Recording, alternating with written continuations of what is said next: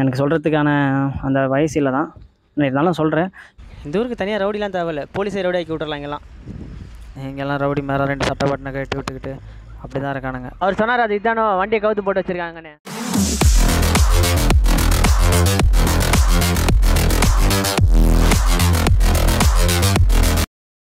சொன்னால் நம்ப மாட்டீங்க. இப்போ டைம் பார்த்தீங்கன்னா இங்கே 5 தான் ஆகுது. 5 மணிக்கே நல்லா இவ்வளோ இருட்டிடுச்சு பார்த்தீங்களா. அதே மாதிரி காலைல 5 மணிக்கெலாம் 4:30 4:45 இங்கே வெயில் வந்துடுது. 5 மணிக்கெலாம் இருட்டிடுது. ரொம்ப டிஃப்ரெண்ட்டாக இருக்குது இந்த ஏரியா. ஆனால் உண்மையாகவே இது ஒரு நல்ல எக்ஸ்பீரியன்ஸ் எனக்கு. இது ரொம்ப ரொம்ப நல்லா இருந்தது பார்க்கவே.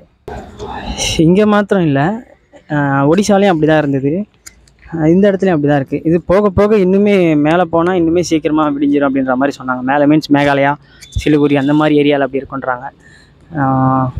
நல்லா இருக்குது இது ஏரியா. ரொம்ப ரொம்ப நல்லா இருக்குது, எனக்கு பிடிச்சிருக்கு. ரொம்ப ரொம்ப பிடிச்சிருக்கு இந்த ஏரியா. சொன்னேன்ல அது பாருங்க எவ்வளோ சீக்கிரமாக நிலா அந்த பாரு, அது சூரியன் இல்லை நிலா, அது ஃபோனுக்கு அப்படி தெரியுது. அது நல்லா தான் இருக்குது. ரொம்ப ரொம்ப ரொம்ப நல்லா இருக்குது இந்த ஏரியா. நான் இப்போ அடுத்தடுத்து அப்படியே போகிறத போட்டுக்கிட்டே இருக்கேன். ஆனால் உண்மையாக ரொம்ப ரொம்ப ரொம்ப சாரிங்க. எனக்கு மனசே கொஞ்ச நேரம் சரியே இல்லை. இப்போ இன்றைக்கி ஞாயிற்றுக்கிழமை. இந்த வீடியோ நான் என்றைக்கு போடுறேன்னு தெரியல. நான் எடிட் பண்ணலான்னு இப்போ தான் எடுத்து செக் பண்ணால் ஒன்றுமே இல்லை. உள்ள ஒரு கிளிப்பு 2 கிளிப்பு தான் இருக்குது. அதுவும் வேறு ஃபோன்லேருந்து எடுத்ததுனால அதை எனக்கு காட்ட முடிஞ்சது. இல்லைனா அதையுமே என்னால் காட்டியிருக்க முடியாது. ரொம்ப ரொம்ப கஷ்டமாயிடுச்சு. நிறைய இடத்துல நிறைய விஷயங்கள் நடந்தது. எல்லாத்தையும் காட்டணும் அப்படின்ற மாதிரி இருந்தேன். நான் எதுவுமே காட்ட முடியாமல் போயிடுச்சு. எனக்கு சொல்கிறதுக்கான அந்த வயசு இல்லை தான். நான் இருந்தாலும் சொல்கிறேன், பார்த்து சேஃபாக இருங்க, பத்திரமா. நான் அடுத்தடுத்த வீடியோ போய் காமிச்சிட்ருக்கேன். மறக்காமல் நம்ம சேனலை சப்ஸ்கிரைப் பண்ணுங்கள். அப்புறம் வீடியோ ஸ்கிப் பண்ணாமல் பாருங்கள். அப்போ தான் நான் என்ன சொல்ல வரேன்றது உங்களுக்கு ஃபுல்லாக புரியும். வீடியோ ஸ்கிப் பண்ணால் ஒன்றுமே புரியாது. நீங்கள் முடிஞ்ச அளவுக்கு ஸ்கிப் பண்ணாமல் பாருங்கள். இன்னொரு விஷயம் என்னென்னா, வண்டியில் போகும்போது நான் வீடியோ எடுப்பேன்.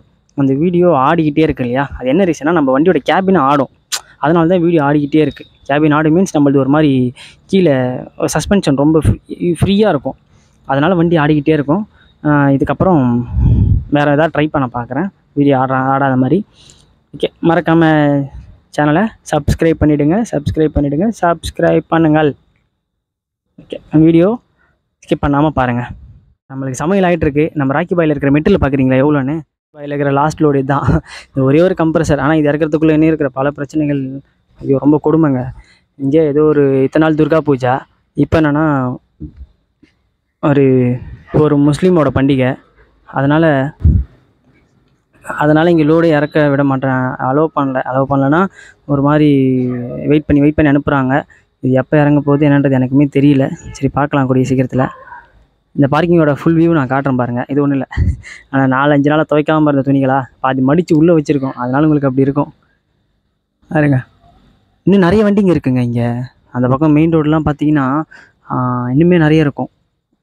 இன்னும் நிறையவே இருக்குது. நான் காட்டுறேன் போகும்போது உங்களுக்கு. மக்களே, ஃபைனலாக நம்ம இப்போ கிளம்ப போகிறோம். டைம் பார்த்தீங்கன்னா இங்கே 7:30 ஆகுது. என்னென்னா ஏதோ அவர் கழுவிட்டு இருக்கார் வண்டியை. கழுவி முடிச்சோன்னே அப்படி நம்ம கிளம்ப வேண்டியது தான். டிராஃபிக் சொன்னேன் இல்லையா, அதனால் வெயிட் பண்ணிகிட்ருக்கோம். எப்படி இருந்தாலும் இன்னொரு 1/2 ஹவரில் கிளம்பிடுவோம். அங்கே எப்படின்னா லாட்டாக விடுறாங்களாமா. 1/4 ஹவர் நிற்க வச்சு, அந்த 1/4 ஹவர் ஒரு 50 வண்டியை சேர்த்து ஒன்றா விடுறாங்களாமா. அப்புறம் இன்னொரு 1/4 ஹவர் நிற்க வச்சு அந்த 50 வண்டியை சேர்த்து ஒன்றா விடுறாங்களாமா. இப்படி தான் விட்டுட்டுருக்காங்கன்ற மாதிரி சொன்னாங்க. போனால் தான் தெரியும். கிட்டே போய் பார்த்துட்டு நான் என்னன்றதை உங்களுக்கு சொல்கிறேன் டீட்டெயிலாக. வெஸ்ட் பெங்கால்லேருந்து கிளம்புறேன். ஆக்சுவலாக இப்போ டைம் பார்த்தீங்கன்னா மணி 12. என்ன ரீசன் கேட்டிங்கன்னா, அதை சொன்னேன் இல்லையா, அந்த முஸ்லீம் பிரச்சனை நடக்கிறனால நான் இப்போ தான் கிளம்புறேன். ஓகே, இப்போ வண்டி இப்போ டீசல் அடிச்சிட்ருக்கு. நிற்கிறார் பாருங்க ராக்கி பாய். டீசல் அடிச்சிட்ருக்கோம், கிளம்பிட்டுருக்கோம். அப்படியே இங்கே தண்ணி பிடிச்சிக்கலாம். நாங்கள் குடிக்கிற தண்ணி தானாம்மா பிடிச்சிட்ருக்கோம். பியூரிஃபை தண்ணி தான் சொன்னாங்க. ஆனால் பார்த்தா அப்படி தெரியல, டேங்க்லேருந்து வர மாதிரி இருக்குது. பிடிச்சிட்ருக்கோம். அப்புறம் இன்னொரு தமிழ்நாடு டிரைவரும் ஒருத்தர் ஹெல்ப் பண்ணார். நல்லா பேசுகிறாங்க. அவங்கள வாங்க நான் கூப்பிட்டு போகிறேன், நான் உங்களுக்கு முன்னாடி தான் இருக்கேன், நீ அம்மாலிலாம் கூப்பிட்டு போக வேணாம், நான் போயிருக்க இடம் தான், அவுட்ரு தான், நான் கூப்பிட்டு போகிறேன்னு சொன்னாங்க. அம்மாலினா இங்கே கைடு. அவங்களாம் அவங்களாம் கூப்பிட்டு வேணாம், அவங்களுக்கு தேவையில்லாமல் ஒரு 1000 ரூபா கேட்பான் அவன். நீங்கள் வாங்க அப்படின்னார். ஃபஸ்ட்டு எங்களை அனுப்பிட்டு அவர் அப்படியே எங்களை தாண்டி போகிறார் போல். நான் எப்படியே போக போக உங்கள்கிட்ட பேசிட்டு வரேன். இப்போது இது பார்த்திங்கன்னா, நாங்கள் இந்த அங்கேருந்து கிளம்பி வந்தோம். இதுதான் எங்களோட ஃபஸ்ட்டு டோல்கேட்டு. இங்கே எவன் இருப்பான்னு தெரில, அதான் பார்த்து போயிட்டுருக்கோம். ஆமாம், எவனோ இருக்கிறான்னு நினைக்கிறேன். காசை கையில் எடுத்துங்க.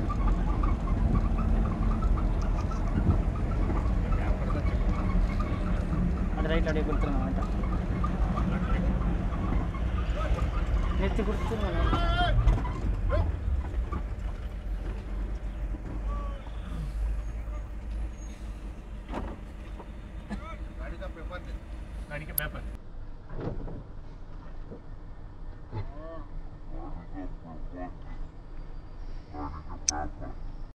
அவன் லோக்கல் பிசி தான் அவன் இருந்துக்கிட்டு இப்போ மாமூல் வாங்குவானாமா. நம்ம 2 வண்டி ஒன்றா போச்சு. ஃப்ரண்ட்டில் ஒரு வண்டி போயிடுச்சு, நம்ம வண்டி பின்னாடி தெரிஞ்ச வண்டி ஒன்று. அவங்க தான் கூட்டிகிட்டு போகிறாங்க நம்மளை. அதான் சொன்னேன் இல்லையா, அவர் சொன்னார் பைசா கேட்டாங்கன்னா கொடுக்காதீங்க, ஒரு 50 ரூபா கையில் வச்சுங்க, அவன் அப்படி பயமுறுத்துவான்னு சொல்லி சொன்னார். வண்டியை மடக்கிட்டாங்க. வண்டியை மடக்கிட்டு ஒரிஜினல் கொடுன்னா ஒரிஜினல் நாங்கள் கொடுக்கவே இல்லை. ஒரிஜினல் கொடுக்கவே கூடாதாம்மா. கொடுத்துட்டா 2000 ரூபா கறந்துடுவானாம்மா. அதனால் இப்போ வண்டி லோக்கல் பஸ்ஸை பிடிச்சி வச்சுட்டு டம்மி டேக்ஸ்னா ஓனர் நான் தான் அப்படின்னேன்.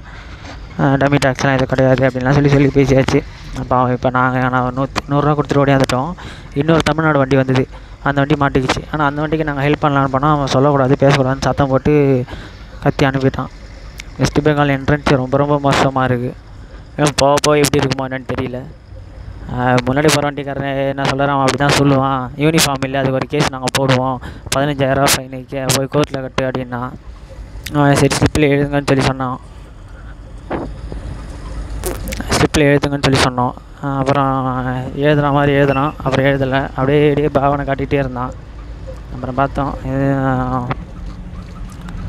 எதுவும் பண்ணுற மாதிரி தெரியல. ஆக்சுவலாக அவனுங்க எப்படின்னா லோக்கல் வண்டி பிடிக்கிறதில்ல, இந்த மாதிரி அதர் ஸ்டேட் வெஹிக்கிள் மட்டும்தான் பிடிக்கிறானுங்க, வேறு எந்த வண்டியும் பிடிக்கிறதில்ல. அவனும் பிரச்சனை இல்லை, போங்க அங்கே போய்ட்டு எங்கேயா பேட்டரி கட்டி மாட்டிக்கலாம்.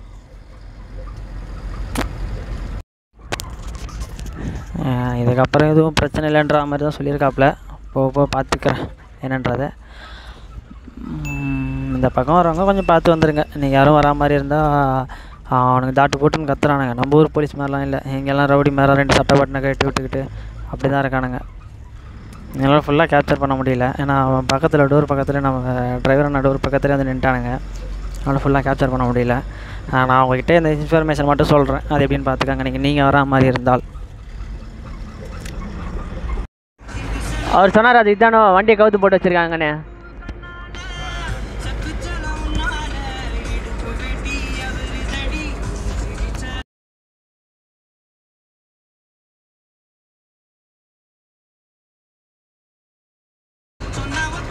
அச்சு கல்லெல்லாம் காலி பண்ணிட்டு இருக்கிறான் போல. எடுத்து வச்சிட்டேன், கையில் தான் இருக்குது. இங்கே இன்னொரு பிரச்சனை, அதே மாதிரி இங்கே இன்னொரு கும்பல் இருக்குது.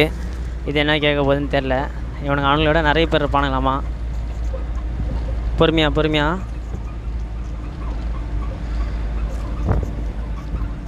சொன்ன மாதிரி இத்தனை பேரிகேடு போட்டு வச்சுருக்கானுங்க. இது பேரிகேடு இல்லையா, இந்த லைட்டு வெளிச்சத்தை பார்த்து நான் பேரிகேட் நினச்சிட்டேன். இது அதுதான் அங்கே ரோடு திரும்ப 2 ரோட்டில் இருக்கிற மாதிரி இருந்தது. இருங்க பாப்பா இன்னும் எவ்வளோ பேர் இருக்கானுங்கண்ணே. டோல்கேட் தாண்டிட்டு தானே இருப்பாங்கன்னு சொன்னார்.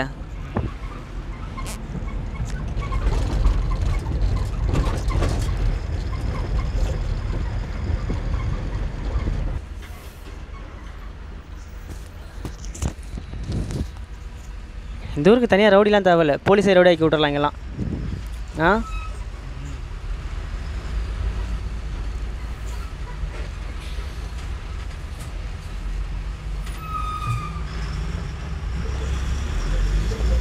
இல்லை எவனும் இல்லை எதுக்கும் அப்படியே போங்க. மடக்கலை, அந்த வண்டிலாம் மடக்கலை.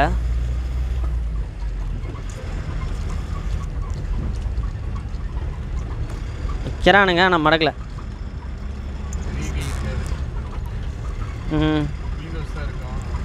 ஆமாம்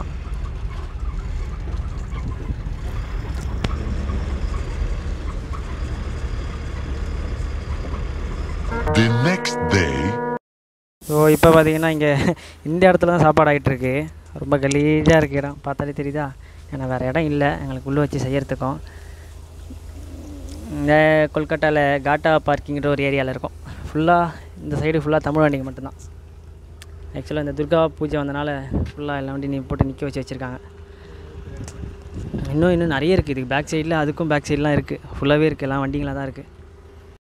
டோட்டல் கொல்கத்தாவும் இந்த ரேஞ்சில் தான் இருக்கும் போல் இருக்குது, ஒரே கலேஜாக. நல்ல நைட் வந்தப்போ எதுவும் தெரியல, இப்போ தான் பார்க்குறோம். நைட்டை விட இப்போ தான் ரொம்ப மோசமாக தெரியுது. நீங்கள் அடுத்து பாருங்கள் எப்படி இருக்குன்னு. டோட்டலாக இப்படி இருக்குது. இங்கே சமையல் செய்ய பிடிக்கல, வேறு வழி இல்லாமல் நாங்கள் இப்போ இங்கே செஞ்சிட்ருக்கோம். சரி, கிளம்பி எங்கே போயிட்டுருக்கேன்னா கல்கட்டா இறக்க போயிட்டுருக்கேன்.